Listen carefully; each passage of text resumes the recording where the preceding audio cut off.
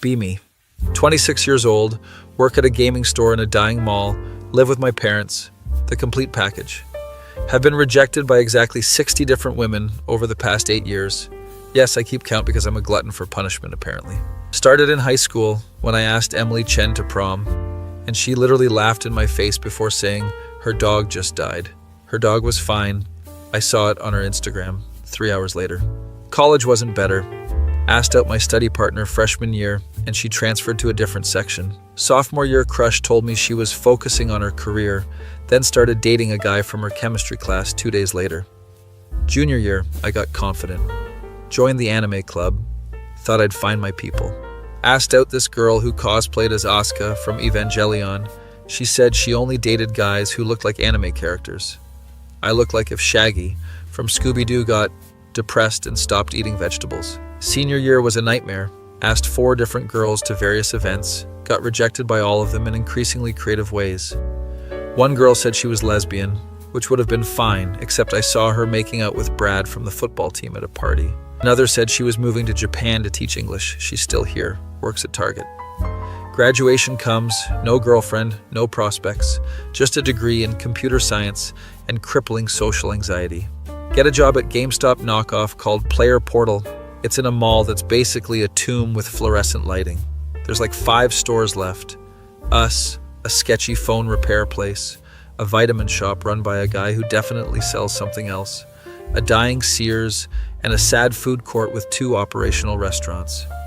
My coworkers are Mike, who's 19 and thinks he's going to be a professional streamer, and our manager Derek, who's 45 and has been working retail since the Clinton administration. The job is mind-numbing, mostly standing around watching Mike play Fortnite on the demo consoles while Derek reads conspiracy theory forums in the back office. I spend my shifts organizing collectibles, helping confused parents buy games for their kids, and scrolling through dating apps. Speaking of dating apps, that's where rejections 23 through 47 happened. Tinder, Bumble, Hinge, Coffee Meets Bagel.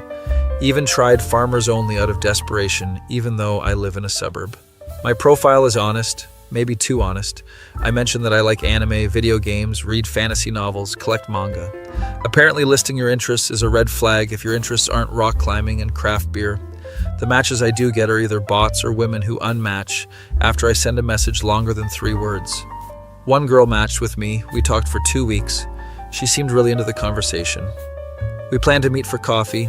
I showed up 15 minutes early because anxiety, waited for an hour. She never came. Texted her asking if she was okay. She blocked me. Later found out. Through mutual friends, she thought I seemed clingy because I asked follow-up questions about her life. Rejection 48 was a girl I met at a Magic the Gathering tournament. She said I seemed nice, but she didn't date guys who played blue decks. Rejection 49 was my dentist's receptionist, who I'd been building up courage to ask out for 6 months. Finally did it after a cleaning. She said she had a boyfriend, later saw on Facebook she was single, and posting about how all men are trash. Rejection 60 happened 2 months ago. Girl I met at a comic book shop seemed into the same stuff as me. We talked about Berserk for like 45 minutes, exchanged numbers, texted for a week. Asked her if she wanted to see the new Marvel movie. She said, I'm not really looking for anything romantic right now. Checked her Instagram a week later. She was in a relationship. After that, I gave up, decided to just accept my fate as a lonely retail worker who goes home and plays Elden Ring until 3 a.m. Life is predictable now. Wake up at noon, work 2 p.m. to 10 p.m., go home, game, sleep, repeat. My parents are disappointed but stopped asking about grandkids after I told them about Rejection 40. My dad just sighs a lot now, and my mom keeps sending me articles about how millennials are killing the dating industry. It's a Tuesday in October. Unusually slow day at the store. Mike called in sick, probably hungover, so it's just me and Derek. Derek's in the back watching YouTube videos about how the moon landing was fake. I'm at the counter reading manga on my phone. Around 4 p.m., this girl walks in. She's wearing an oversized black hoodie, ripped jeans, beat-up Converse, has her hair in a messy ponytail. She's carrying a tote bag with a faded Cowboy Bebop print on it. Immediately, she goes to the used games section and starts browsing with the intensity of someone on a mission. I go back to my manga, trying to finish this chapter of Chainsaw Man. 20 minutes pass, she's still browsing, hasn't looked at the counter once. Derek comes out of the back office. You gonna help that customer or just stand there like a department store mannequin? Right, customer service, the thing I'm allegedly paid to do. I walk over to the used games section. Hey, can I help you find anything? She doesn't look up from the PS2 game she's examining. Do you have a copy of Persona 3 FES that's not scratched to hell?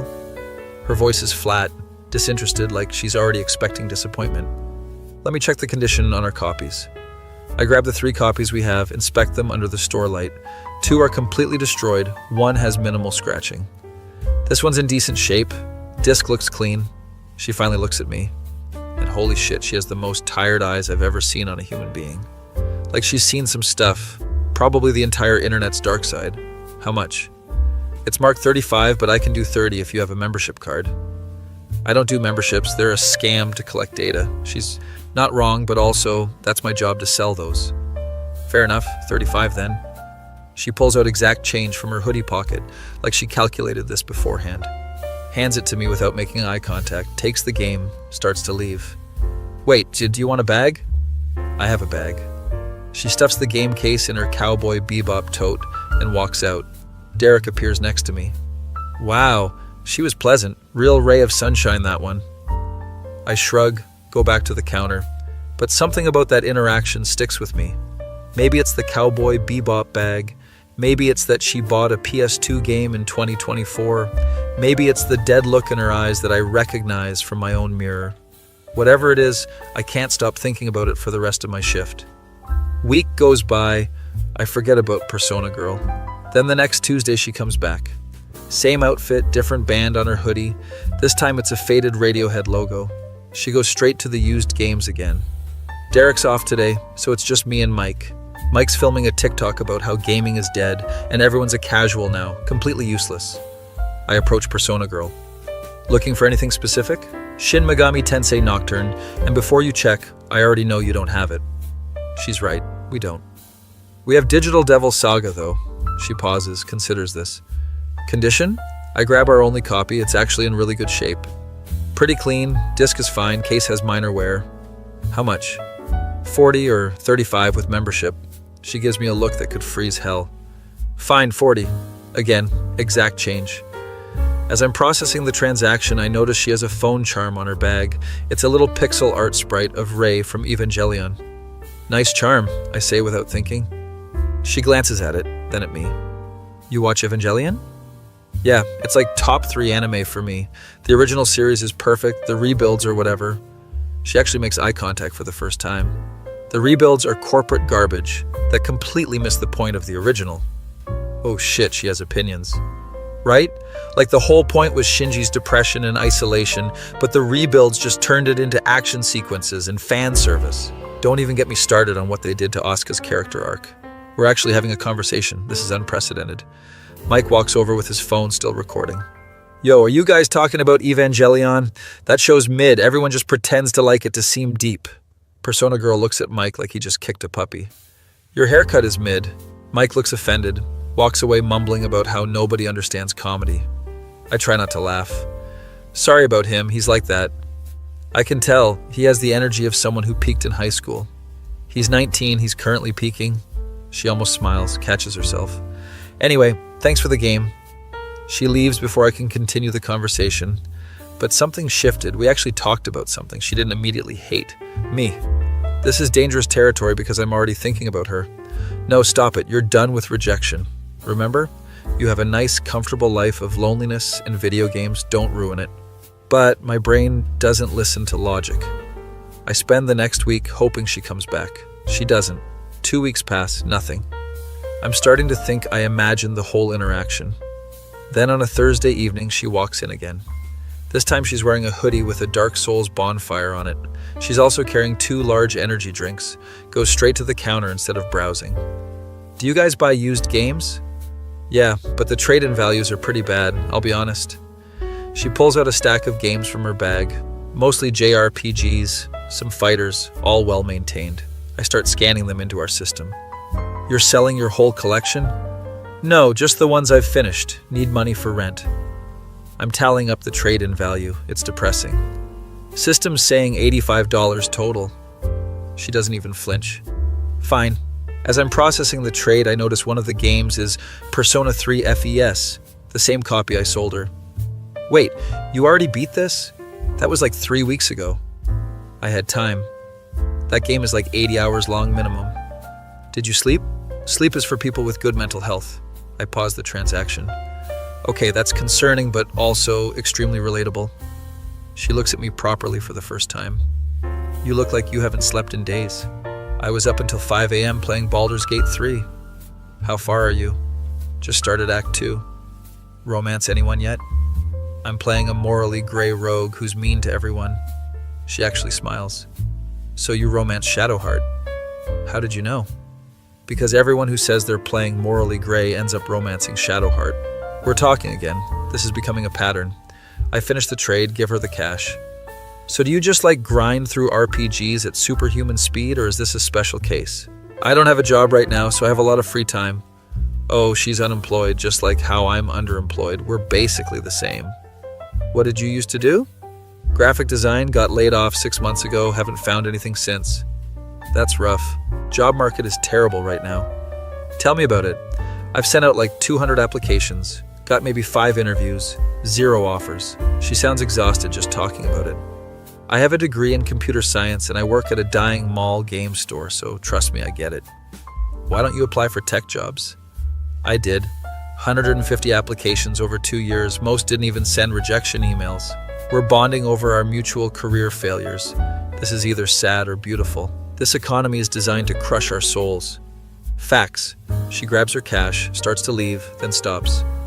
What's your name? Oh shit, she's asking my name. Josh, I'm Josh. I'm Riley.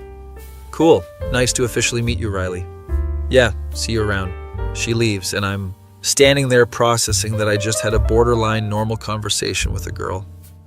Mike comes back from his break. Bro, were you flirting with that goth chick? She's not goth, she's just wearing black. Whatever, man, she was totally into you. I highly doubt that, but the thought is nice. Riley becomes a regular. Every week, sometimes twice a week, she comes in. Sometimes she buys games, sometimes she just browses and we talk. I learned she lives alone in a studio apartment 3 blocks from the mall. She went to art school, graduated with honors, immediately entered the worst job market for creatives in decades.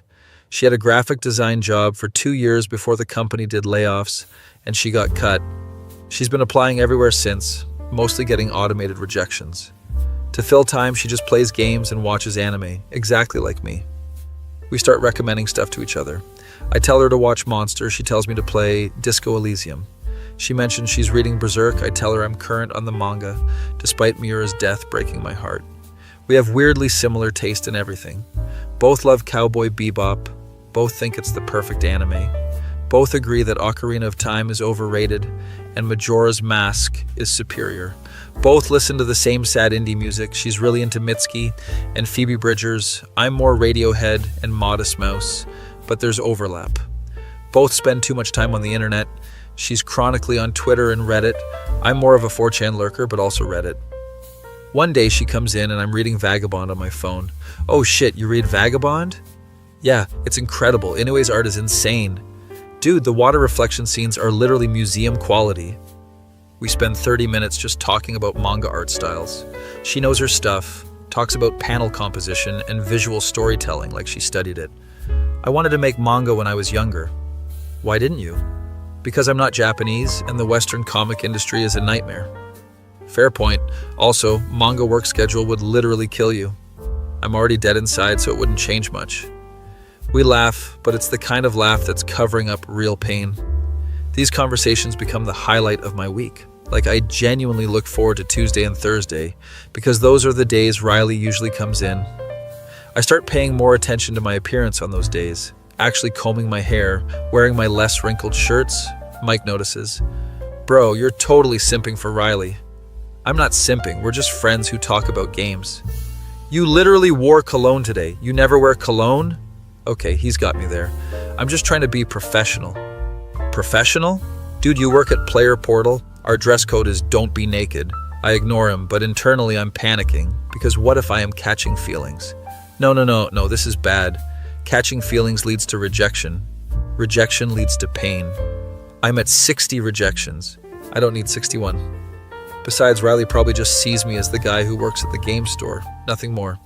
But then something happens that changes everything. It's a rainy Wednesday, store is completely dead. I'm watching a YouTube video about the Elden Ring DLC.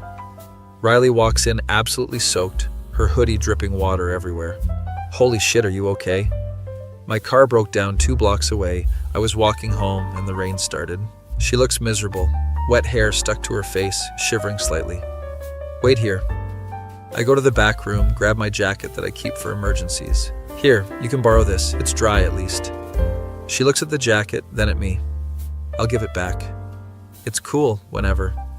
She puts it on. It's way too big on her. She looks tiny. Thanks. She sits on the bench near the door, clearly not wanting to walk home in the rain. You want me to call you an Uber or something? I'm broke until my unemployment check hits tomorrow. Unemployment, same boat as the job search thing. How long have you been on unemployment? 4 months? It runs out in 2 months, then I'm screwed. She says this matter-of-factly, like she's already accepted her fate. That's anxiety-inducing. You have no idea. Every day I wake up and check my email, hoping someone finally wants to hire me. I sit down next to her on the bench. I applied to 60 different places last year. Want to know how many called back? How many? 3, and all 3 said I was overqualified for retail but underqualified for tech. How is that even possible?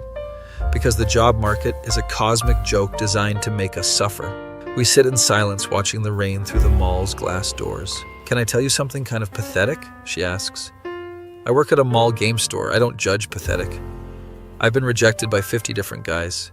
I turn to look at her. What? Yeah, I keep count. Started in middle school, currently at 50 even. Holy shit. That's a lot. Tell me about it.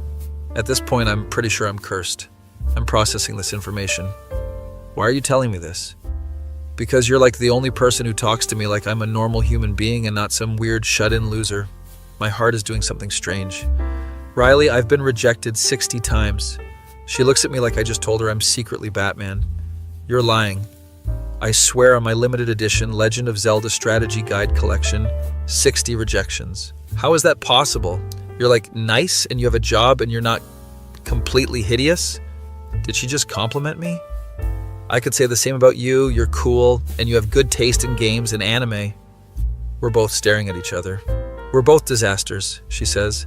Absolute train wrecks. The universe hates us specifically. We should start a support group. She laughs. Actual genuine laughter. The Repeatedly Rejected Lonely Weebs Club. We need a better name than that. The Forever Alone. Society? Still depressing. We're both laughing now and it feels good. The rain starts to let up. I should probably head home before it starts again. Yeah, keep the jacket. Seriously. I'll bring it back next time. She gets up, adjusts the jacket. Hey, Josh. Yeah? Thanks for, being cool. You too, Riley. She leaves and I'm sitting there having what can only be described as an emotional crisis. Because I think I might actually like this girl. And she just told me she's been rejected 50 times, which means she definitely has walls up. But we connected over our mutual rejection history, which is either the saddest thing ever or oddly romantic. I don't know what to do with these feelings. So I do what I always do. I go home and play video games until I forget about real life. Except I can't focus on the game because I keep thinking about Riley. The way she smiled when we were talking about manga. How she looked at my jacket. The fact that she trusted me enough to share something vulnerable. I'm so screwed. Next day I come into work and Derek immediately notices something. You look different. What? No, I don't. You're smiling. You never smile. What happened? Nothing happened. I'm just in a good mood. Mike walks in late as usual. Yo, Derek, Josh is totally in love with that girl, Riley. I'm gonna murder Mike. Derek perks up. The one with the cowboy bebop bag? She seems nice. We're just friends. Sure, and I'm just temporarily working retail, Derek says sarcastically. Great. Now both my coworkers are on my case. Even if I did like her, which I'm not saying I do, she's been rejected 50 times. She's clearly not interested in dating. Derek sits on the counter. Kid, let me tell you something. I've been married 20 years. I didn't even know Derek was married. My wife rejected me 7 times before she finally agreed to go out with me. That's either romantic or restraining order territory. The point is, sometimes people reject others because they're scared or dealing with their own stuff, not because they don't like them. This is the most wisdom Derek has ever imparted. So what? I should just ask her out and become rejection number 51? Or you could become the guy who finally broke the streak, Mike adds. I hate that he has a point. I'll think about it. Don't think too long, girls like her don't stay single forever, Derek says. The rest of the shift, I'm anxious as hell, because what if they're right? What if Riley actually might be interested? But also, what if she's not, and I ruin the only friendship I've made in years? Thursday comes, my usual Riley day. I'm a nervous wreck. Change my shirt 3 times before work. Mike is being absolutely useless, keeps making kissing sounds when Derek isn't looking. 4 p.m. rolls around, no Riley. 5 p.m., still nothing. By 7 p.m., I'm convinced I scared her off somehow. Then at 8:30 p.m., 30 minutes before closing, she walks in. She's wearing my jacket still, over a different hoodie. Hey, sorry I'm late, had a job interview. Oh shit, how'd it go? Her face falls. They said they'd let me know, which is code for no. Damn, I'm sorry. It's fine, I'm used to it at this point. She hands me my jacket back. Thanks for lending me this, I washed it. You didn't have to do that. I'm not a monster, I return things clean. We stand there awkwardly. So, I was thinking, I start, immediately regretting it. Yeah? There's this new ramen place that opened near here. Supposed to be pretty good. My heart is pounding. Are you asking me to get ramen? I mean, yeah, if you want, like as friends or whatever. No pressure. She's quiet for what feels like an eternity. Is this like a date thing or a friends thing? Oh God, she's making me clarify. It could be whatever you want it to be. Smooth, Josh. Real smooth. Because if it's a date thing, I should probably tell you I'm like really bad at dating. I've been rejected 60 times. I don't think you can be worse than me. She actually laughs. Okay, fine, but if this goes badly, you're going to be rejection number 51. And if it goes badly for me, you'll be the rejection number 61. So we're both risking our streak numbers? High stakes ramen. The highest stakes. We agree to meet Saturday at noon. She leaves and I'm standing there in shock. Did I just successfully ask someone out? Is this real life? Mike appears from behind a display. Dude, you did it! Were you hiding there the whole time? I had to witness this historical moment. Even Derek comes out from the back. Proud of you, kid. Now don't screw it up. No pressure or anything. The next 2 days are the longest of my life. I change my outfit 47 times.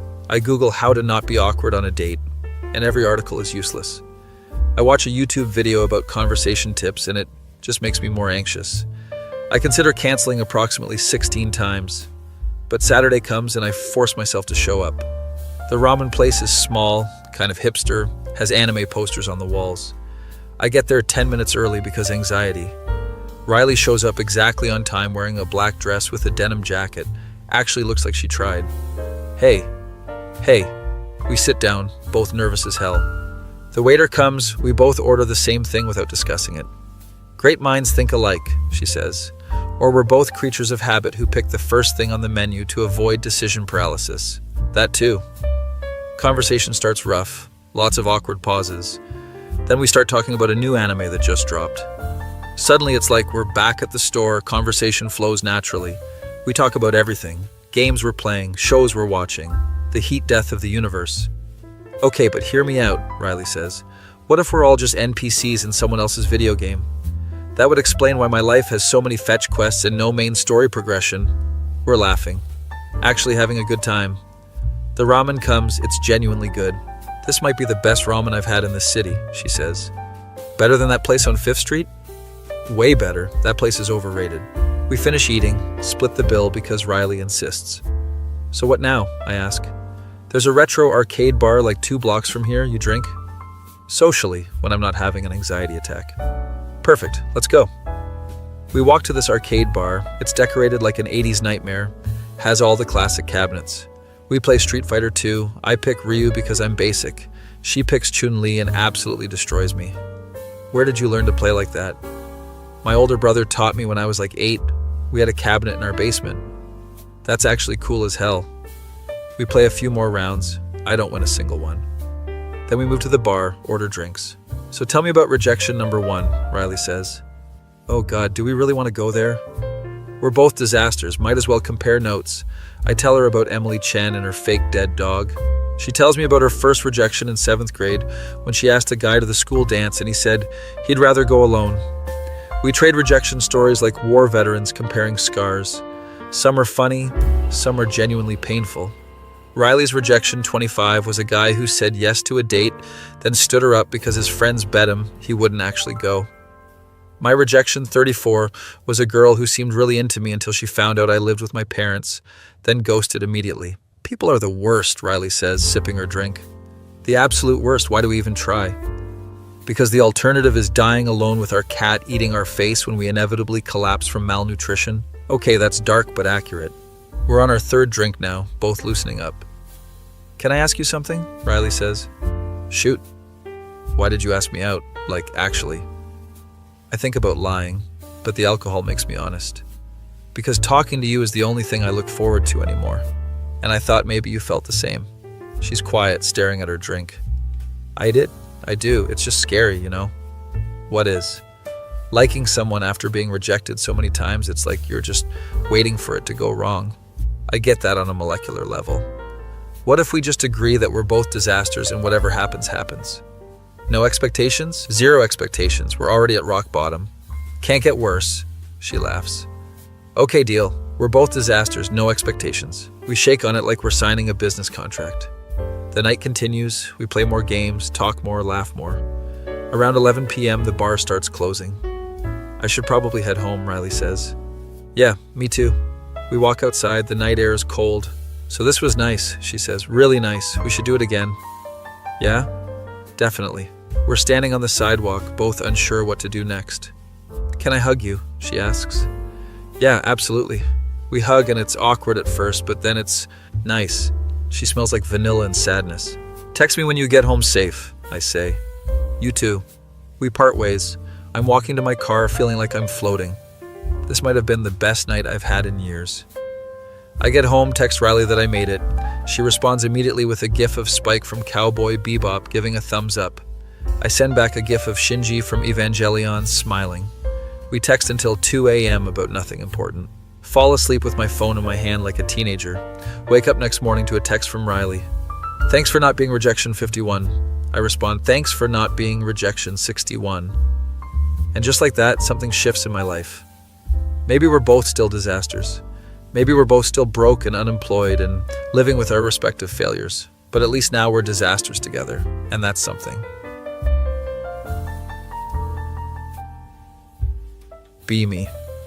It's been 3 weeks since that first date with Riley, and everything is weirdly good. We've hung out 7 more times, alternating between her picking the place and me picking the place. She took me to this hole-in-wall Vietnamese restaurant that only has 4 tables and the best pho I've ever had in my life. I took her to a manga cafe where you can rent reading rooms by the hour, and she spent 3 hours reading through the entire Full Metal Alchemist series. We went to see a movie, some indie horror film about a haunted IKEA. It was terrible, but we had fun making fun of it. Riley has this thing where she whispers commentary during movies, and it should be annoying, but it's actually hilarious. Why would you follow the mysterious Swedish meatball into the labyrinth of furniture? She whispered during a particularly stupid scene. We've been texting constantly, like good morning texts and random memes at 2 a.m. She sends me TikToks about depression, and I send her Instagram reels about video game glitches. It's comfortable, easy, like we've known each other for years instead of weeks. But we haven't defined what this is yet. Are we dating?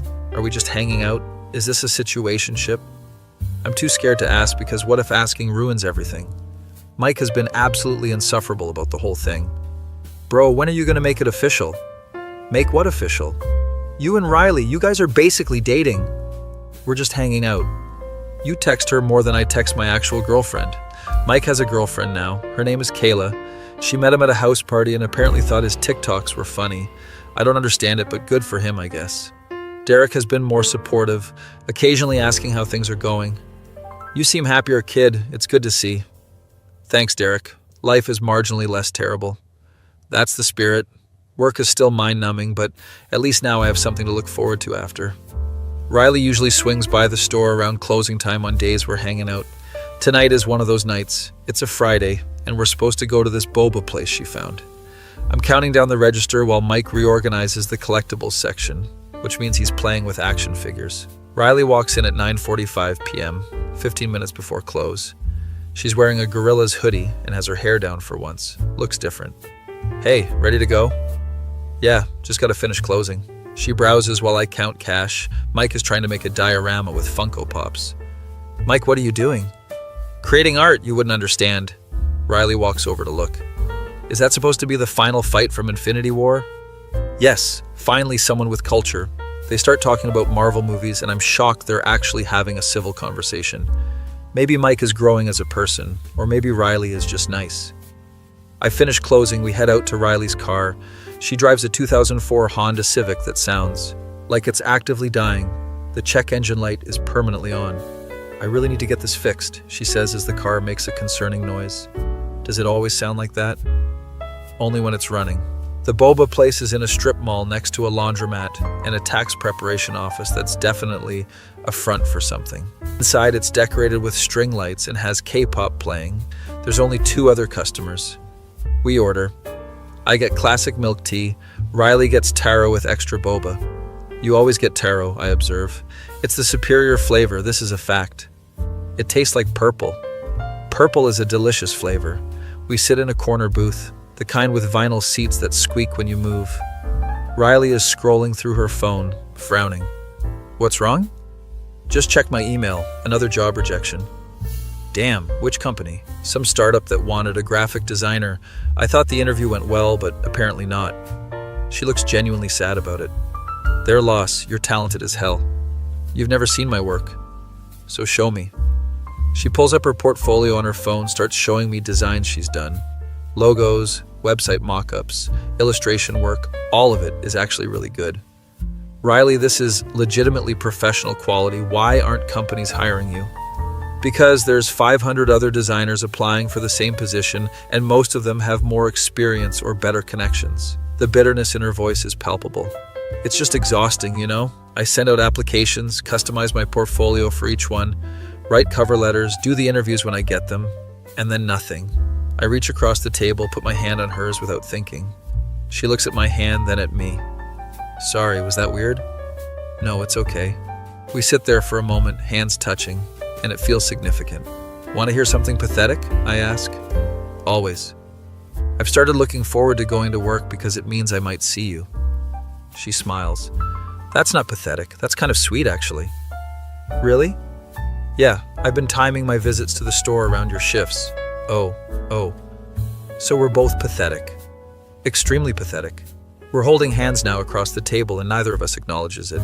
Conversation shifts to lighter topics. We talk about the new season of this anime we're both watching. I can't believe they killed off that character. I'm genuinely upset, Riley says. I saw the spoilers on Twitter like 3 days before watching and I was still shocked. Why do you follow anime Twitter? It's a cesspool. I know, but I can't stop. It's like a car crash. We finish our drinks, head back to her car. So what now? She asks. I check the time. It's barely 11 p.m. We could go back to my place and play video games? My parents are visiting my aunt this weekend, so the house is empty. Immediately regret how that sounds. Not like that. I just meant we could hang out without them being weird. Riley laughs. Know what you meant? Yeah, let's do that. We drive to my parents' house. I'm suddenly self-conscious about the state of my room. When was the last time I cleaned? Did I leave clothes everywhere? We get there, I unlock the door, pray my room isn't a disaster. Welcome to my humble dwelling. The house is a standard suburban home, hasn't been updated since the 90s, has family photos on every wall. Is that you? Riley points at a photo of me at like 8 years old with a bowl cut. We don't talk about that era. You were cute, very Stranger Things kid energy. We head to my room. I open the door with trepidation. It's messy, but not catastrophically so. Clothes in a pile, gaming setup dominates one corner, posters of various anime and games on the walls. This is exactly what I expected your room to look like, Riley says. Is that good or bad? It's accurate, I'll give you that. She immediately goes to look at my game collection. Holy shit, you have the original Silent Hill? Yeah, got it at a yard sale for like $5. Lady had no idea what she had. That's worth like $200. I know, but I can't bring myself to sell it. I actually play it sometimes when I want to feel scared and sad. Mood. She continues browsing, pulls out my copy of Metal Gear Solid. We should play this. You want to play a PS1 game from 1998? It's a classic. Plus, I've never actually beaten it. I set up the PS1, blow into the cartridge like it's gonna help, the ritual of retro gaming. We sit on my bed because my room only has one chair and it's covered in laundry. Riley tucks her legs under her, grabs a controller. Okay, I'm terrible at stealth games, just so you know. It's fine, we can take turns, make it a shared experience of failure. We start playing and Riley immediately gets spotted by a guard. How did he see me? I was behind a box. You have to actually wait for him to turn around. This game is hard. We take turns dying repeatedly, laughing every time Snake gets caught. Riley does a terrible impression of Snake's voice. Metal Gear? That was the worst impression I've ever heard. You do better then. I try and it's equally terrible. We're both cracking up. The game is barely progressing. Around 1 a.m. we give up on Metal Gear and switch to Mario Kart. I'm gonna destroy you, Riley says confidently. Big talk for someone who can't do stealth missions. We race and she actually does destroy me. Wins 3 races in a row. How are you so good at this? I told you, my brother and I played video games constantly growing up. Mario Kart was our thing. Okay, but blue shells are cheap and you know it. Don't hate the player, hate the game design. We play until almost 3 a.m., just talking and gaming and existing in the same space. Riley yawns, stretches. I should probably head home. You sure? You can crash here if you want. I can take the couch. She considers this. Are you sure your parents won't be weird about it? They're not back until tomorrow afternoon, and honestly, they'd probably be thrilled I have a friend over. Okay, yeah, I'm too tired to drive anyway. I grab extra pillows and a blanket for the couch. You take the bed, I'll be fine out here. Josh, that's dumb. The bed is big enough for both of us. My brain short circuits. Are you sure? We're adults. We can share a bed without it being weird. She's right, but also, my heart is racing. Okay, yeah, that makes sense. I give her a t-shirt and shorts to sleep in, leave the room while she changes. When I come back, she's sitting on my bed, wearing my clothes, and it does something to me emotionally. I change into my own sleep clothes, we both get into bed, maintaining a respectful distance. This is nice, she says quietly. Yeah. We lie there in silence for a bit. Can I ask you something? Riley says. Sure. What are we doing? There it is, the question I've been avoiding. What do you mean? Like, are we dating? Are we just friends who hang out constantly and hold hands sometimes? I turn to face her. She's already looking at me. What do you want us to be? I asked you first. I think I want us to be dating, like officially, but I'm scared of screwing it up. She's quiet for a moment. I want that too, but I'm also terrified.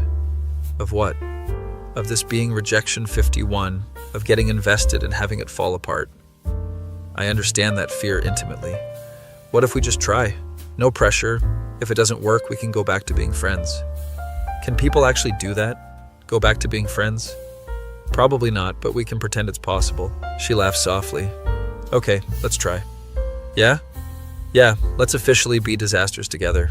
We're both smiling like idiots. So does this mean I can call you my girlfriend? I guess it does, boyfriend. Hearing her say that makes me unreasonably happy. We fall asleep like that, talking quietly until we drift off. I wake up around 10 a.m. to sunlight streaming through my window. Riley is still asleep next to me. Her hair is everywhere. She's drooling slightly on my pillow. It's the most beautiful thing I've ever seen. My phone buzzes, text from my mom saying they're coming home around 2 p.m. I should wake Riley up, but she looks peaceful. I quietly get up, head to the kitchen to make breakfast. My cooking skills are limited, but I can manage eggs and toast. 20 minutes later, Riley appears in the kitchen, still wearing my clothes, looking sleepy. Morning. Morning, I made breakfast. She sits at the table, looks at the slightly burnt toast and overcooked eggs. This looks terrible. Yeah, culinary arts is not my forte. It's perfect. We eat breakfast together and it feels domestic in a way that should be scary but isn't. So we're actually doing this? Riley asks. Officially dating? Yeah, we are. Cool. Cool. We're both awkward about it, but in a good way. Riley's phone rings, she checks it, and her expression changes. It's my mom. Hold on. She answers, walks into the living room. I can hear parts of the conversation. Yes, Mom. I'm still looking for work. No, I don't want to move back home because I'm 26 years old. I know you're just worried. She sounds stressed. She comes back to the kitchen looking frustrated. Everything okay? My mom wants me to move back home since I can't find work, says I'm wasting money on rent. What did you tell her? That I'm handling it, but honestly my savings are almost gone. She sits back down heavily. I have maybe 2 months of rent left, then I'm screwed. What happens after 2 months? I don't know, probably end up moving back to my parents' place in the suburbs, which would be admitting defeat. I can see how much this is weighing on her. Hey, we'll figure something out. We? This is my problem. You're my girlfriend now. Your problems are kind of my problems. She looks at me like I just said something profound. That's really sweet, but also you work at a game store. You can't exactly support both of us. She's not wrong, but it still stings. I've been applying to other jobs too, just haven't heard back from anyone. The job market is a nightmare. We're both drowning. We sit in mutual economic despair for a moment. We should do something fun today. Take our minds off the existential dread, I suggest. Like what? There's a retro game convention downtown. Happens once a month. I've always wanted to go, but never had anyone to go with. That actually sounds cool. Let me go home and change first, though. She leaves. I clean up the kitchen and get ready. An hour later, she texts that she's ready. I pick her up in my car. Her apartment building is older, kind of run down, has the vibe of a place where people are barely getting by. She comes out wearing black jeans and a Persona 5 hoodie. Nice hoodie. Thanks. Got it at a convention 3 years ago when I had disposable income. We drive to the convention center, find parking after circling for 20 minutes. Inside, it's exactly as nerdy as I hoped. Vendors selling everything from Atari cartridges to imported Japanese games. There's a tournament section where people are playing old fighting games, a cosplay area, panels about game preservation. Riley immediately goes to a booth selling old RPG strategy guides. Oh my god, they have the original Final Fantasy VII guide. She picks it up reverently, flips through it. This was my Bible when I was 13. How much is it? She checks the price tag and winces. $60, way out of my budget. I check the price on my phone while she's not looking. It's actually worth closer to $100. Make a mental note to come back and buy it for her birthday, whenever that is. We spend 3 hours wandering the convention, talking to vendors, watching speedrunners, trying out demo stations. Riley destroys some kid at Street Fighter Alpha 3. The kid's dad is impressed. Your daughter's really good. Oh, we're not. She's not my daughter. She's my girlfriend. Saying it out loud to a stranger makes it real. Riley is grinning. We grab lunch from a food truck outside, sit on a curb eating tacos. This is the most fun I've had in months, Riley says. Same. We should do stuff like this more often. Bold of you to assume we can afford to do stuff. Okay, fair point. My phone buzzes. It's a notification from Indeed. I open it, expecting another rejection. It's not a rejection. It's an interview request from a tech startup, junior developer position. Holy shit. What? I got an interview request. Riley grabs my phone to look.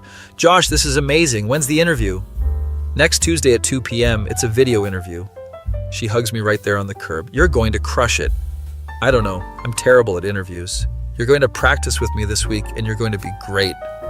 Her confidence in me is both touching and terrifying. We head back to the convention, spend another hour browsing. I secretly buy the Final Fantasy VII guide while Riley is in the bathroom. The vendor gives me a discount after I explain it's for my girlfriend, says young love is worth supporting. We leave as the convention is closing, both carrying bags of stuff we probably couldn't afford. Today was perfect, Riley says as we walk to the car. Yeah, it really was. We drive back to her place. I walk her to her door. Want to come up? Yeah. Her apartment is small, studio with a kitchenette. Most of the space is taken up by a desk with art supplies and a gaming setup. Posters cover every wall: Cowboy Bebop, Evangelion, Samurai Champloo, Studio Ghibli films. Your room is very you. Is that a compliment? Definitely. We sit on her bed, which is also her couch, the reality of studio apartment living. I should probably tell you something, Riley says. Okay? I'm really bad at being vulnerable, like opening up to people. I've noticed. But I want to try with you, because you're the first person in a long time who doesn't make me feel like a complete failure. My heart is doing that thing again. You're not a failure, Riley. I'm unemployed, nearly broke, haven't accomplished anything since college. You're 26, you have time. Do I, though? Everyone else from my graduating class has real jobs, apartments they own, some are getting married. And I'm 26, working at a mall game store, living with my parents. We're both behind whatever arbitrary timeline society made up. She leans her head on my shoulder. Why does being an adult suck so much? Because we graduated into a recession, then a pandemic, then whatever economic hellscape this is. We really got screwed by timing. Generationally screwed. We sit in comfortable silence. You know what's weird? Riley says. What? I've been rejected so many times that I forgot what it feels like when someone actually wants to be around me. That's not weird, that's just sad. You're supposed to say something comforting. Okay, fine. I want to be around you constantly, and it's kind of annoying how much I think about you. She lifts her head to look at me. Really? Really, like I'll be at work and see something and think Riley would find this funny, or I'll hear a song and think Riley would like this. That's disgustingly sweet. I know, I hate it. We're both smiling. Riley kisses me, and it's our first actual kiss. It's awkward at first. We bump noses, but then it's nice. When we pull apart, she's blushing. That was okay, right? That was more than okay. Good, because I've been wanting to do that for weeks. We spend the rest of the evening watching anime and making out like teenagers. It's the best night I've had in years. I leave around midnight, drive home feeling like I'm in a different reality. My parents are home. They're watching TV in the living room. How was your day, honey? My mom asks. Really good, actually. Went to a gaming convention. That's nice. Did you go with friends? Yeah, with my girlfriend. Both my parents turn to look at me. Girlfriend? Since when do you have a girlfriend? My dad asks. Since this morning, technically. My mom looks like she might cry. Oh, honey, that's wonderful. What's her name? What does she do? Her name is Riley. She's a graphic designer, currently between jobs. You should invite her to dinner. Oh God, my mother is already planning our wedding. Maybe eventually we just started dating. Don't wait too long, I want to meet her. I escape to my room before the interrogation continues. Text Riley that I told my parents about her. She responds, oh God, now it's real. Me, we can still back out. Her, nah, I'm committed to this disaster. Me, same. The next week is a blur of work and hanging out with Riley. We're in that early relationship phase where everything is exciting and new. She comes to the store almost every day, usually brings me coffee. Mike is beside himself. Bro, you're living the dream. Your girlfriend brings you coffee. It's pretty great. Derek is happy for me, but also concerned. Don't let it distract you from your interview prep. He's right. The interview is in 4 days, and I'm nervous as hell.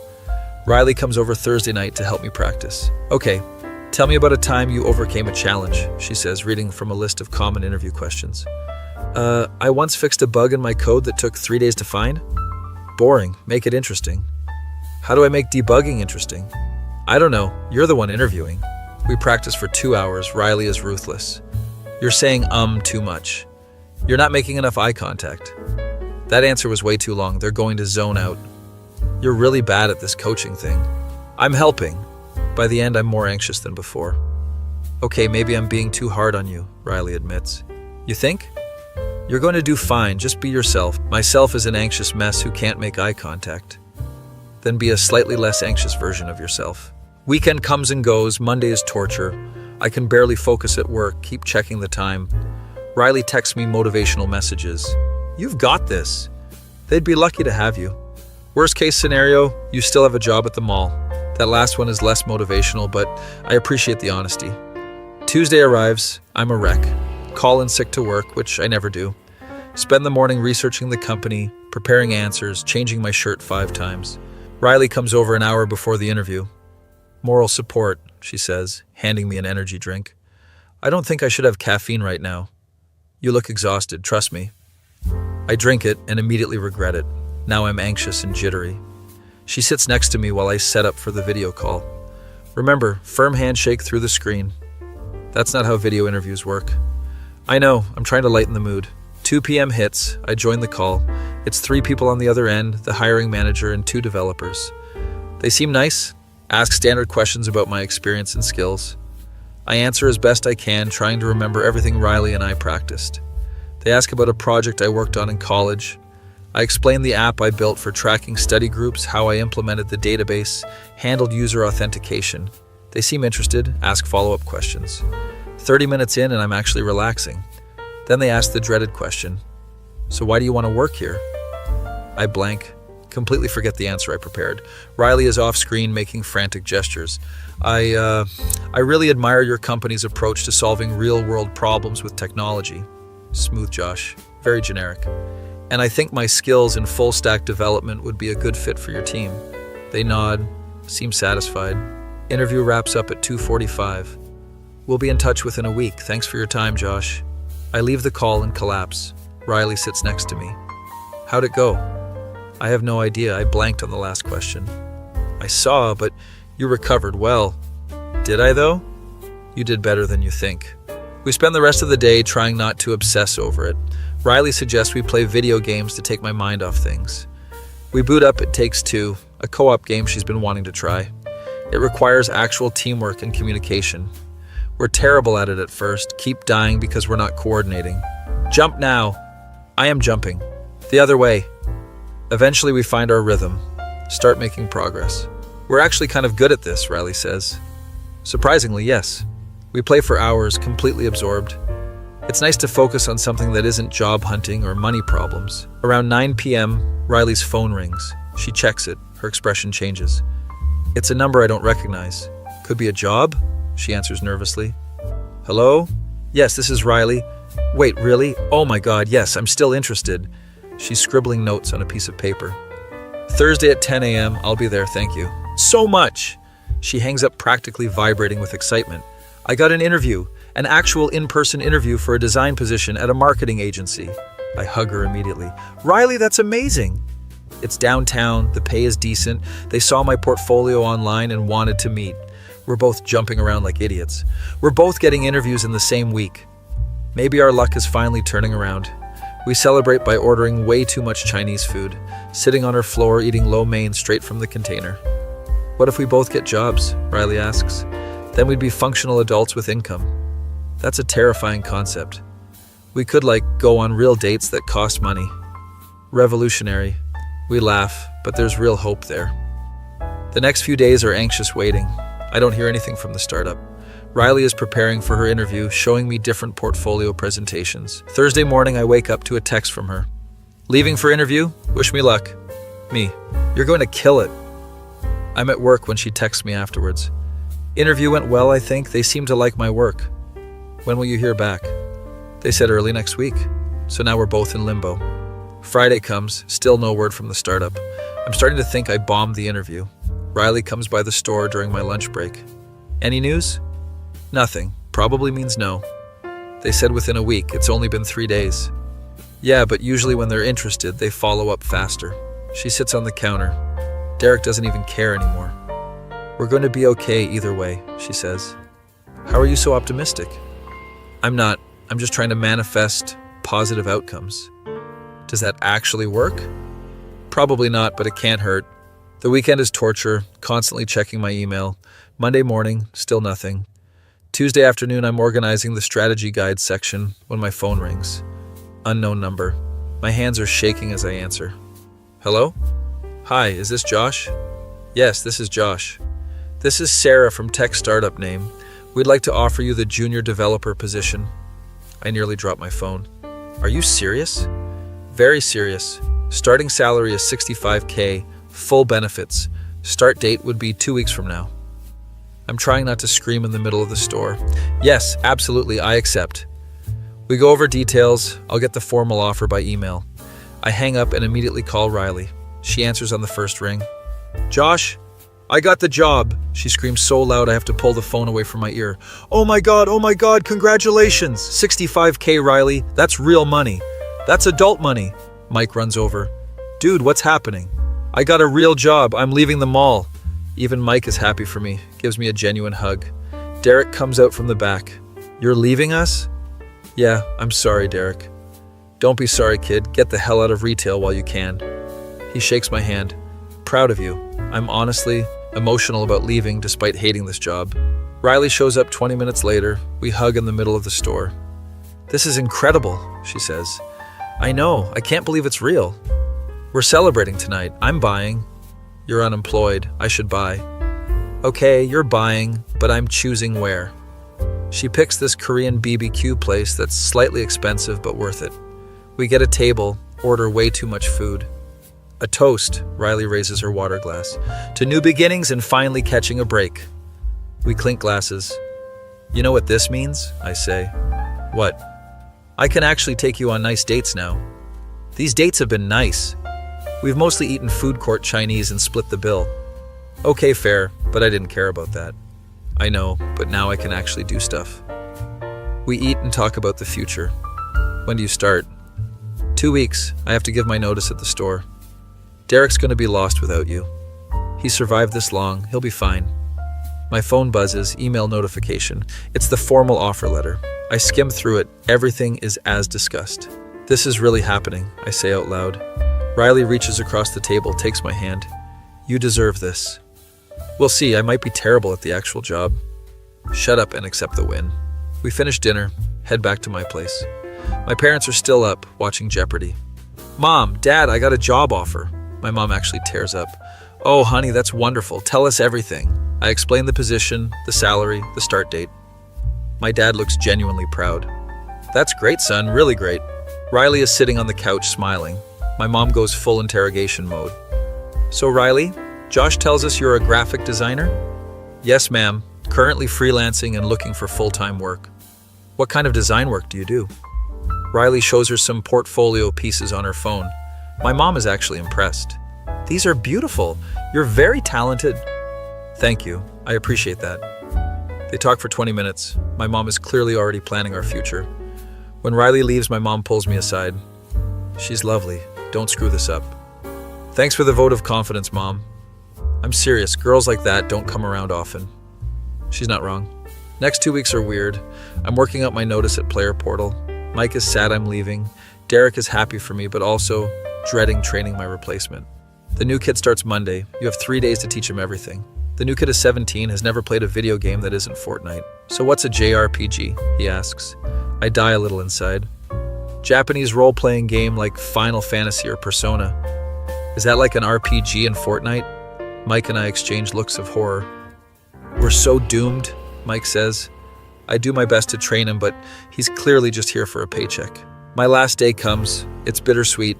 Riley shows up with a cake that says, "Congrats on escaping retail." Mike, Derek, and even some regular customers are there. Speech, Mike yells. I don't have a speech prepared. Make something up. I stand on the counter like an idiot. Working here has been, well, it's been a job. Everyone laughs. But seriously, you guys made it bearable. Thanks for that. Derek nods approvingly. Now get out of here before I put you back on the schedule. We eat cake. I say my goodbyes. Riley drives me home. How do you feel? Weird, like I'm closing a chapter. You are. You're moving on to better things. What if I'm terrible at the new job? Then you'll figure it out. That's what everyone does. That night I can't sleep. Too anxious about starting. Riley texts me at 2 a.m. You awake? Yeah, can't sleep. Me either. Want company? Always. She shows up 20 minutes later in pajamas. We lie in my bed talking. I'm scared, I admit. Of what? Of everything. The new job, growing up, being an actual adult. That's normal. Everyone's scared. You don't seem scared. I'm terrified constantly. I'm just good at hiding it. She rolls over to face me. We're going to figure this out together, okay? Okay. I'm proud of you for what it's worth. It's worth a lot. We fall asleep holding hands. Monday morning comes too fast. First day at the new job. I dress in actual business casual, button-up shirt and slacks. Riley helped me pick out the outfit yesterday. You look like a real professional, she said. I look like I'm pretending to be an adult. That's what being an adult is. The office is downtown, modern building with those open concept workspaces. I check in at reception. They give me a visitor badge. Sarah from HR gives me the tour. This is the development floor. You'll be sitting over here. She shows me to a desk with 2 monitors and a fancy chair.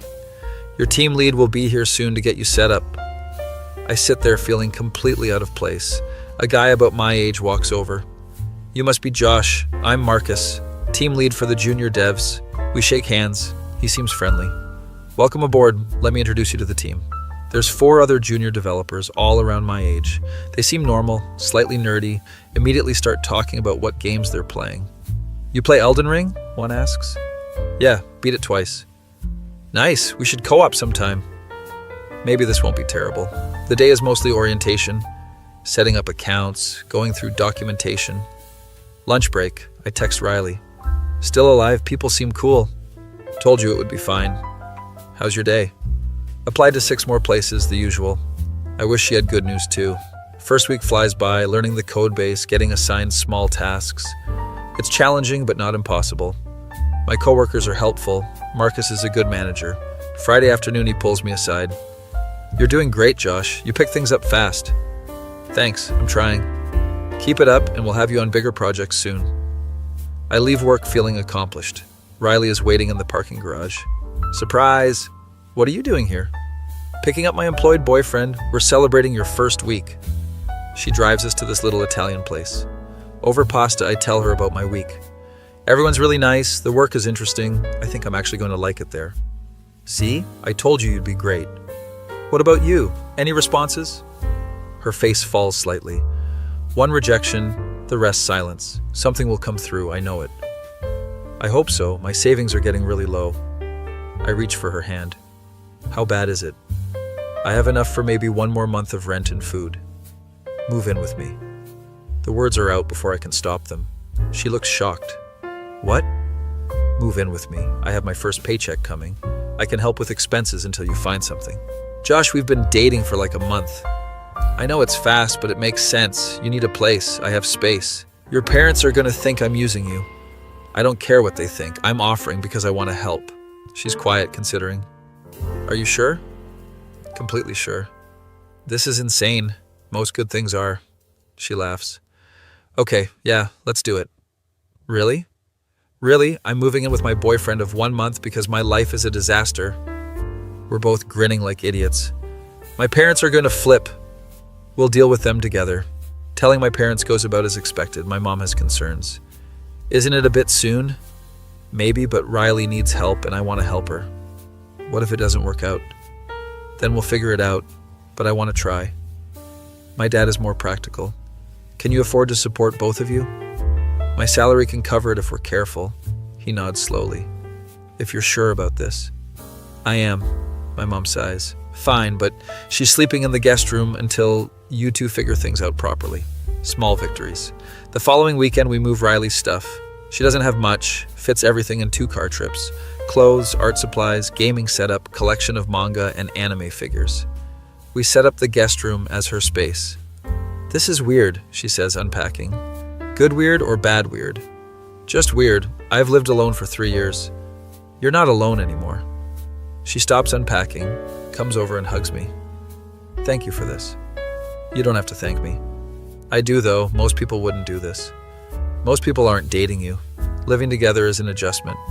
We have to navigate shared space, bathroom schedules, whose turn it is to do dishes. Riley leaves art supplies everywhere. I leave laundry in piles. We both stay up too late gaming, but it works somehow. Having her there makes the house feel less empty. My parents warm up to her quickly. My mom loves that Riley helps with cooking. My dad appreciates that she actually laughs at his terrible jokes. I like her, my dad tells me one evening. Me too. Don't screw it up. Why does everyone keep saying that? 3 weeks into Riley living with us, she gets a call. I'm at work when she texts. Holy shit! Me. What happened? The marketing agency called. They want to offer me the position. I actually stand up at my desk and pump my fist. Coworkers look at me weird. Sorry, girlfriend got a job. They congratulate me like it's my achievement. I leave work early, stop at a grocery store, buy ingredients to make dinner, which is ambitious for me. Riley gets home around 6 p.m. She's glowing. Tell me everything. Salary is $55K. They want me to start in 2 weeks. I'll be working on campaigns for local businesses. Riley, that's incredible. I know. I can't believe it.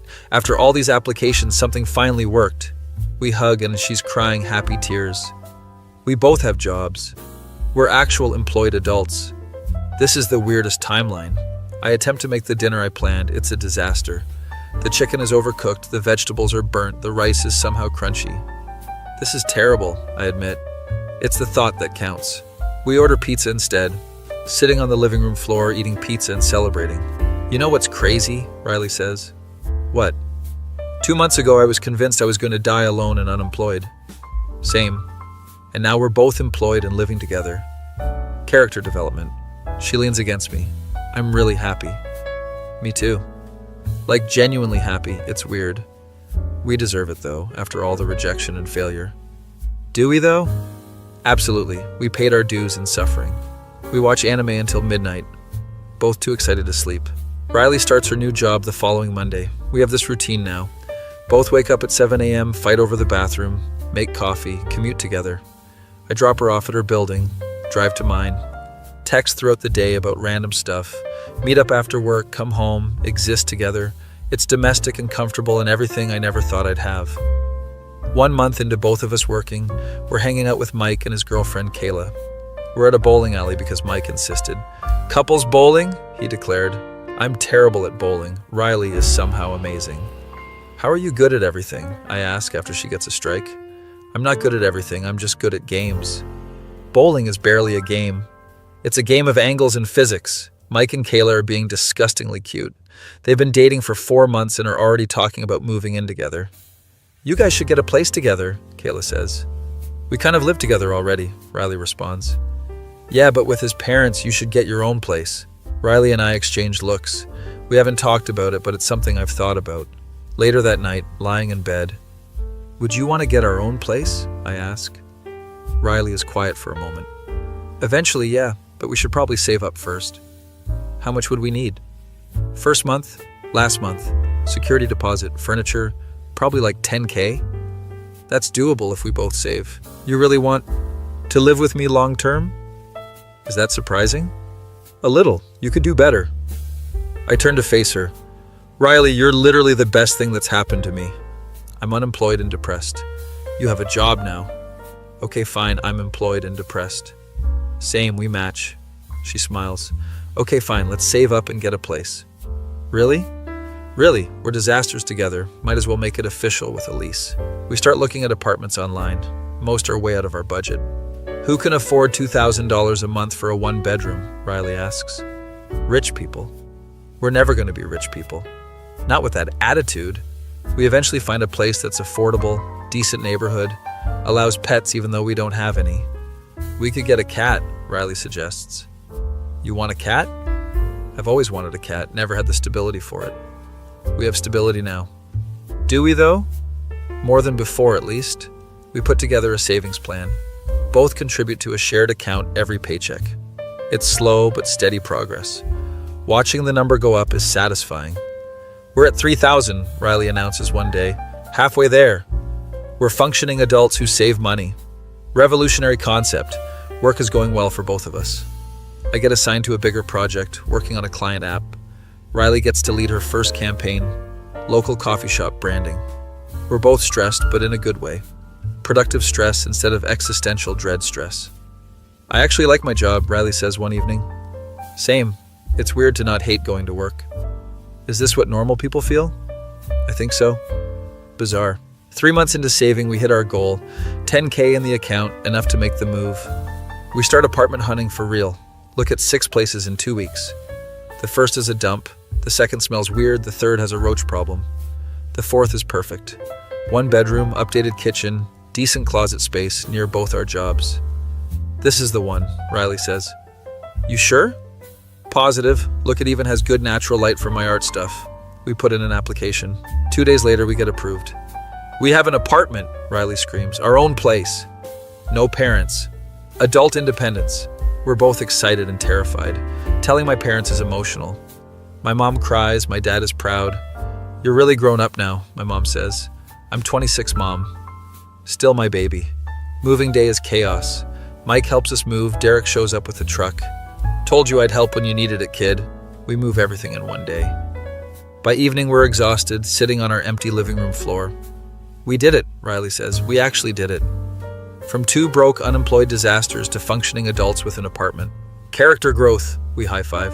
Our furniture is minimal, most of it secondhand or from IKEA, but it's ours. First night in the apartment, we order Chinese food, sit on the floor, eating lo mein. Remember when we met? I ask. You were reading manga at the counter, and I bought Persona 3. Best $35 I ever made in commission. You didn't make commission. Metaphorical commission. She laughs. I'm glad I walked into that store. Me too. Even though we're both still kind of disasters. The best kind of disasters. We fall asleep on an air mattress because our bed frame hasn't been delivered yet. Wake up to sunlight streaming through our windows, our apartment, our space, our life together. Morning, Riley mumbles. Morning. How does it feel to be a real adult? Ask me after coffee. We make coffee in our new kitchen. Everything is in the wrong place. We have to search for cups. But it's perfect anyway. Riley gets a text. My mom wants to visit next weekend. That's cool. You sure? She can be a lot. I can handle it. Riley's mom visits, and she is indeed a lot. Very concerned about everything, asks a million questions. So how long have you two been together? About 4 months, Riley answers. And you're already living together? We're 26, Mom, not teenagers. I just worry about you. I know, but I'm happy. We're both happy. Her mom looks at me. You take care of my daughter? I try my best. She nods approvingly. Okay, you seem like a good kid. After she leaves, Riley is exhausted. That went better than expected, I say. She didn't hate you. That's a win. We settle into our new life. Both working, both contributing to bills, both actually happy. It's not perfect. We argue sometimes about stupid stuff. Who left dishes in the sink, why the trash isn't taken out, whose turn it is to clean the bathroom. But we work through it. This is what normal couples do, right? Riley asks after an argument about laundry. I think so. We're learning together. We're both disasters, but we're figuring it out. Exactly. 6 months into living together, we're lying in bed. I love you, Riley says suddenly. It's the first time either of us has said it. My heart stops. What? I love you? I've been wanting to say it for a while. I love you too. Yeah? Yeah, like a lot. It's honestly concerning how much. She kisses me. We're really doing this. The whole relationship thing? Yeah, we really are. Neither of us are rejection 51 or 61. We broke our streaks. Best decision ever. We fall asleep holding each other. Life isn't perfect, but it's good. We're both employed, have our own place, have each other. Sometimes I think about all those rejections, all the people who said no, who ghosted, who didn't see what I had to offer, and I'm grateful. Because if any of them had said yes, I wouldn't have been available when Riley walked into that game store. Wouldn't have had this chance. Rejection number 61 never came, because Riley was number 1 instead.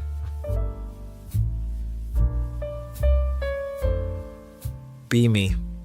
1 year into dating Riley, living together for 8 months now. Life has become surprisingly normal. Wake up, go to work, come home, hang out with girlfriend, repeat. It's the kind of boring stability I never thought I'd have. Both of us got promotions at our jobs, making decent money now. I'm a mid-level developer, Riley's a senior designer. We can actually afford things beyond ramen and regret. Tonight is special though, it's our 1-year anniversary. I made reservations at this fancy restaurant Riley's been wanting to try. The kind of place where appetizers cost more than my old weekly grocery budget. I'm nervous as hell because I have plans. Bought a ring 3 weeks ago, been carrying it around like it's gonna explode. Mike knows, been giving me shit about it constantly. Bro, you're really doing this? Yeah, man, I want to marry her. That's wild. You went from rejected 60 times to engaged. Not engaged yet, she hasn't said yes. She's gonna say yes, you guys are like disgustingly happy. I hope he's right. Get home from work, Riley's already getting ready. She's wearing this black dress I've never seen before. You look incredible. You're required to say that. You're my boyfriend. I mean it though. She smiles, does a little spin. Think they'll let us in? We still look like broke millennials pretending to be fancy. We have jobs now. We're allowed to be fancy. We drive to the restaurant, valet parking because this place is serious. Inside, it's all low lighting and jazz music. Everyone looks rich. We definitely don't belong here, but we're trying. The waiter brings menus. Everything is in French. Riley and I exchange panicked looks. I took 2 years of French in high school and retained nothing, she whispers. I'll just point at something and hope it's not snails. We order. The food is actually amazing when it arrives. Tiny portions, but delicious. This is 1 fancy mushroom, Riley says, examining her plate. That mushroom cost $30. Worth it. This is the best mushroom of my life. We're laughing, having a good time. Halfway through dinner, Riley gets serious. Can I say something sappy? Always. A year ago, I was convinced I'd die alone, and now I'm here with you, and I'm just really grateful. My heart is pounding because this is the opening I need. Riley, you know you're the best thing that's ever happened to me, right? You're pretty great too. I mean it. Before you, I was just existing, going through motions, convinced I'd always be alone. She reaches across the table, takes my hand. Same. We saved each other from being bitter, lonely weirdos. We're still weirdos, just not lonely anymore. Fair point. I'm sweating. This is it. I stand up, her eyes go wide. Josh, what are you doing? I pull out the ring box, get down on one knee. The entire restaurant goes quiet. Riley, we've both been rejected more times than anyone should be, but finding you made all of that worth it. Will you marry me? She's crying, hand over her mouth. Are you serious? Completely serious. Yes, oh my God, yes. I put the ring on her finger, stand up and kiss her. The restaurant applauds, some old lady is crying. We sit back down, both shaking. I can't believe you just did that, Riley says. I've been planning it for weeks. This is insane, we're getting married. We really are. She keeps staring at the ring. It's perfect, how did you know my size? I stole one of your other rings and took it to the jeweler. You sneaky bastard. The rest of dinner is a blur, we're both too excited to focus. Drive home, can't stop smiling. We should call people, Riley says. It's 10 p.m. I don't care, I want to tell everyone. She calls her mom first, who screams so loud I can hear it from across the room. I call my parents, my mom cries, happy tears. We text Mike, Derek, all our friends. Everyone's excited, congratulating us. That night we lie in bed, Riley still staring at her ring. This is real, right? I'm not dreaming? Very real, you're stuck with me now. Good, I don't want to be unstuck. We fall asleep holding each other. Next few months are wedding planning chaos. Riley wants something small, I agree. Just close friends and family, nothing extravagant. We pick a venue, a garden by the lake, holds about 50 people. Set the date for 6 months out, gives us time to plan. Both our families are thrilled. Riley's mom keeps sending her wedding dress options. My mom keeps asking about grandchildren, which is way too early. Work throws us an engagement party. My coworkers are cool about it. Marcus brings champagne. Everyone toasts to us. Never thought I'd see Josh settle down, one coworker jokes. Me either, honestly, I respond. Riley's work does the same. Her team loves her. One of her coworkers pulls me aside. Take care of her. She's special. I know. I will. The wedding planning is surprisingly fun. We pick a theme, kind of nerdy, but classy. Table names are video game locations instead of numbers. Our cake topper is custom made. Looks like our favorite anime characters. We're such dorks, Riley says, looking at the planning board. The dorkiest, but it's our wedding. Exactly. Mike is my best man, obviously. Riley's best friend from college, Emma, is her maid of honor. They get along great, both roast us constantly. Can't believe Riley's marrying you, Emma says at the rehearsal dinner. Can't believe she said yes, Mike adds. Can you both shut up? I laugh. The wedding day arrives faster than expected. I'm nervous as hell, standing at the altar with Mike. You good, bro? Terrified. That's normal, you're about to get married. What if I mess up my vows? Then you mess up, she's marrying you anyway. The music starts. Riley walks down the aisle with her dad. She looks absolutely beautiful, crying happy tears already. I'm crying too, can't help it. We exchange vows. I stumble over words, but she doesn't care. I promise to always be your player too, to support your weird hobbies, to watch anime with you at 2 a.m., and to love you even when you're being a stubborn disaster. Everyone laughs. Riley's vows are better. I promise to be your partner in all things, to laugh at your terrible jokes, to let you win at Mario Kart sometimes, and to remind you that you're worthy of love even when you forget. I'm full on sobbing now. The officiant pronounces us married, we kiss. Everyone cheers. The reception is perfect, small and intimate. We have our first dance to a Ghibli movie soundtrack, very on brand for us. Speeches are hilarious. Mike tells embarrassing stories. Derek shows up, gives a surprisingly touching speech about watching me grow up. That kid came into my store lost and now he's found. Proud of you, Josh. The night ends with us exhausted but happy. Honeymoon is a week in Japan. We've both always wanted to go. Tokyo is overwhelming. Kyoto is beautiful. We eat our weight in ramen. Visit anime studios, gaming arcades, temples, everything. This is the best week of my life, Riley says at a cat cafe. Same, we should just move here. We don't speak Japanese. Minor detail. We come back to reality, back to work and normal life. But it's different now. We're married. There's this permanent quality to it that feels good. Settle back into routine, both working, coming home to each other. 6 months after the wedding, Riley brings up something. What if we got a cat? Random. But okay, why now? Because we're stable, we can afford it, and I want a little creature to love. Okay, let's get a cat. We go to a shelter, look at dozens of cats. Riley falls in love with this black cat with white paws. He looks like he's wearing socks. That's the one then. We name him Spike, after Cowboy Bebop. He's the most chaotic cat ever, knocks things over constantly. But we love him. Life becomes work, Riley, and cat. It's simple and good. 2 years into marriage, we're sitting on our couch. Spike is sleeping on Riley's lap. I'm playing video games. We made it, Riley says randomly. Made it where? Here, this life, being happy.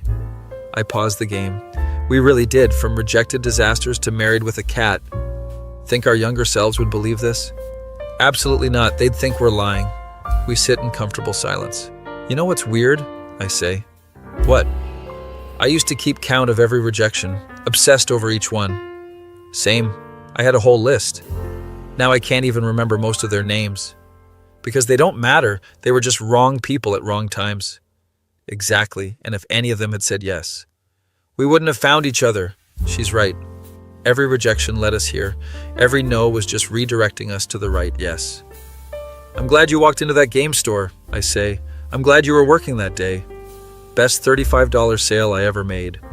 Still going on about that? Forever, Spike meows, demanding attention. We're both laughing. This is it. This is the life we built from. Rejection and failure. And it's perfect. My face when I was rejected 60 times, but the 61st person I asked became my wife. That feeling when you realize all those rejections were just the universe making sure you were available for the right person.